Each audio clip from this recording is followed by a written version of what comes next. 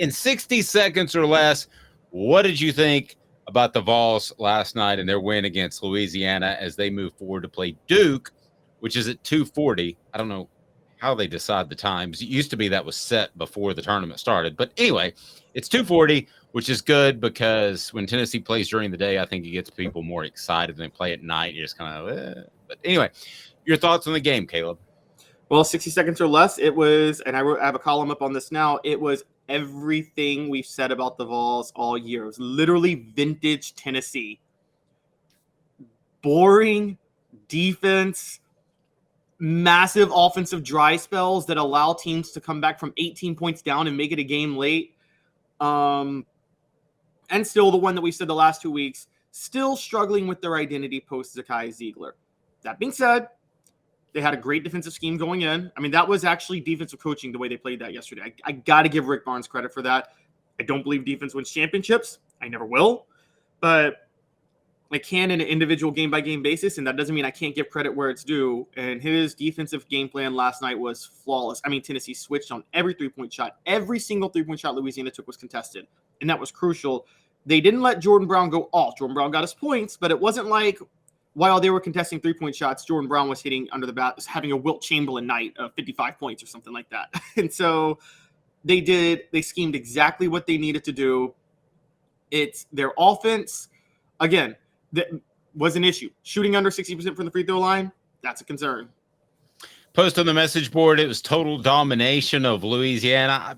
30 minutes. I thought you definitely let Louisiana come back and make a game of it. And Tennessee, yes, defensive domination, but you shouldn't ever give up the type of run that they did because your offense should be able to score some points. And it was basically about a 15-0 run that made it into a ball game that really never felt like it was in jeopardy, but still, it ended up being a one-possession game. So Tennessee will play Duke on Saturday. Love the matchup.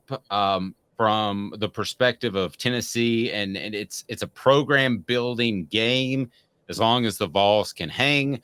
And I mean that for that to rhyme. But the issue is Duke has 3 guys that could go in the first round. Tennessee has maybe 1, and that 1 doesn't show up sometimes in big games. And I'm referring to Santiago Vescovi. So I don't really know how Tennessee pulls out the win, but Vegas seems to think it's quite possible, just a 2.5 point spread. I was very surprised by that spread last night. I thought it would be 6 or 7, but the latest I saw was 2.5. Caleb, is that what you're seeing? You're a gambling expert. Yeah, they upped it to 3 today. I think what it is Duke. You know, Ron told us on Wednesday he would much rather he doesn't want to play one of those teams that just shoots lights out and shoots a lot of shots that like of what Oral Roberts does, even though they lost. Duke isn't good from 3. That's one thing that works in Tennessee's advantage. They don't shoot well from outside. Now, there are a lot of other things that go in their favor. But this Duke team seems constructed like, dare I say, one of John Calipari's vintage Kentucky teams. They don't play like John Calipari. They don't run the dribble drive, but you know, they're more don't they strike you as a little more athletic than they do finesse than what a Coach K team was known for being, which was a little more finesse and great shooting from the outside. And I mean, they still have a good inside game. I'm not going to take that away from them. But yeah, those Coach K teams, though, and I'm going way back with Leitner and those guys, they were pretty tough too. They were pretty physical. Watching Duke yesterday and watching them throughout the season, I think they're pretty physically gifted. I think if this is a Coach K coach team, and I'm not taking anything away from John Shire, but if this is Mike Krzyzewski's team with this group of talent, I think you have a team that you would easily predict and say that's the team to beat, at least in this region, but maybe in the entire tournament, because I don't think there is a clear-cut favorite in this tournament. But this Duke team is talented, is athletic.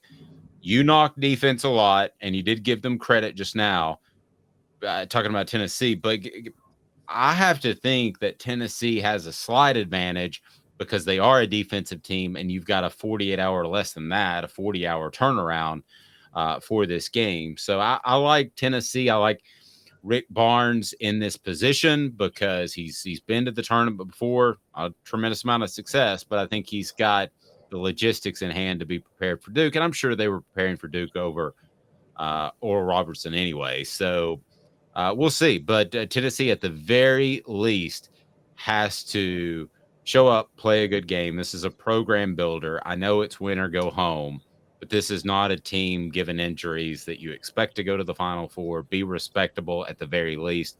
Maybe I'm being too easy on them, but you got to certainly take care of that. Travis says it's the tangibles that they have to clean up. Less fouls, more free throws. We beat Duke. And turnovers in the first half is something that is just not doable for the Vols with the way they play defense. And they don't score the basketball a lot, so they're going to have to limit turnovers. Nick says, keep up the good work. We'll try, Nick. I appreciate that. Download the app if you haven't done that yet. Set your notifications on, whether you're on Spotify, Apple, wherever, YouTube as well. But it'll be Tennessee Duke at 2:40. I'm looking forward to that. I've already got my wings set up, so that's pretty much all I need. Did you hit wings yesterday? You have to hit wings in the NCAA tournament? So I actually tried. We have a local pub that I go to. Maybe a little more than I should. I'm spending too much money there. But if the bartender ever says, "Hey, this guy pays for my electric bill," I've had that one time. So, there you go. We are very friendly with the bartenders. I will say that I had a buffalo shrimp sandwich yesterday. They have a different special each week, and I had buffalo shrimp, and that was really good. St. Patty's Day today, so they're doing corned beef there, but I've been having corned beef all week. So, unfortunately. Yes, it is St. Patty's Day. I didn't even think about that. Another holiday that we have taken from another country and another heritage and turned into a reason to get bleep-faced drunk. Yes, exactly. Although Cinco de Mayo is actually an American holiday. A lot of people don't know that, but a lot of people think it's the Mexican Independence Day, which it's not, but that's all right. Yeah.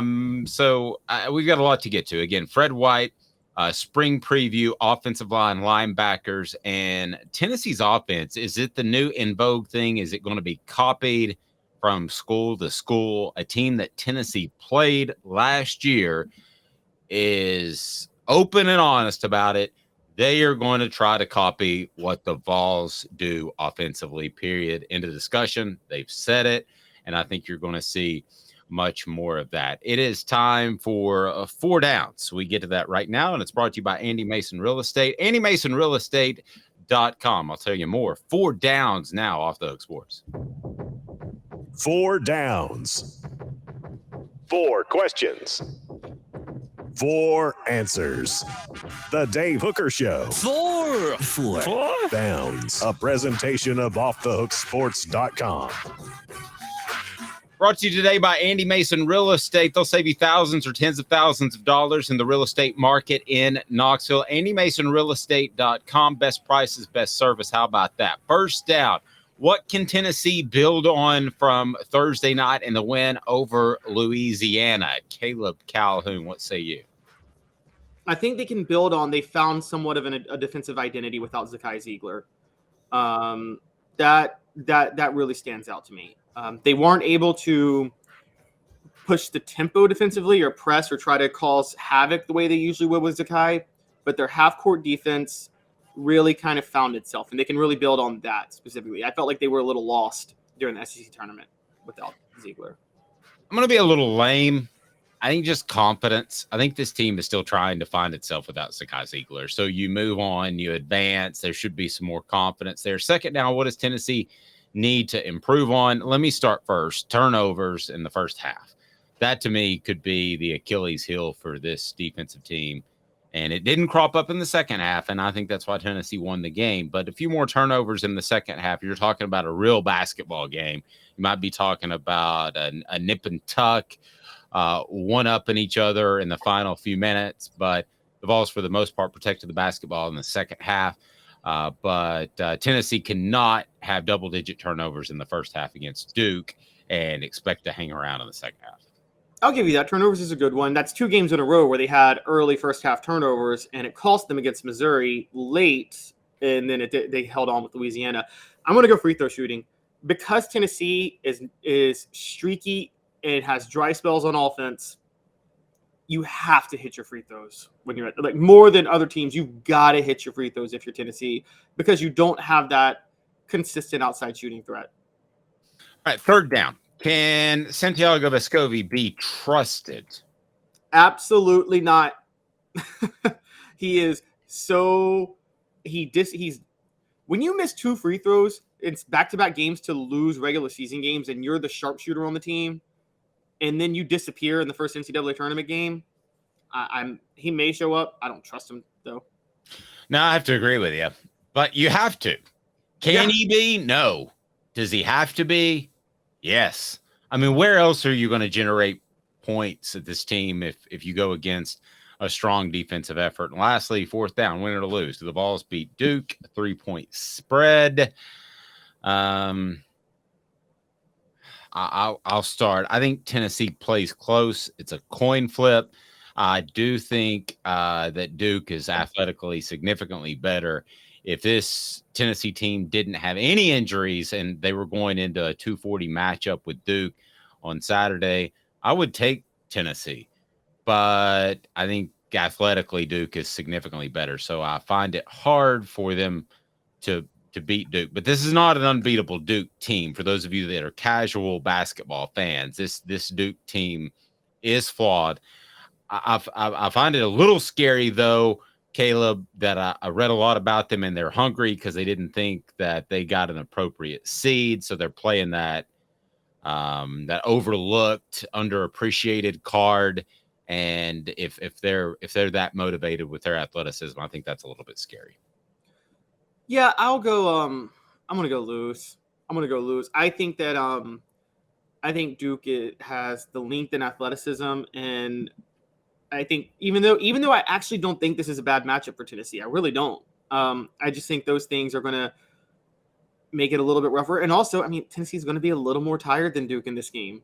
I mean, this Tennessee game didn't end until midnight last night, and Duke was done by, I guess, 9, maybe. Not, I mean, maybe that I don't know how much of a difference 3 hours makes, but I feel like at a 2:40 tip-off, Duke has 43 hours rest. Tennessee has 40. Well, and Tennessee had a real game. I mean, Oral Roberts, that game was never in question. I think it was about a 20-point lead at 10 minutes in. So you're right. I mean, that's significant. Again, a 40-hour turnaround, but Tennessee does have depth. So I'll give them that one.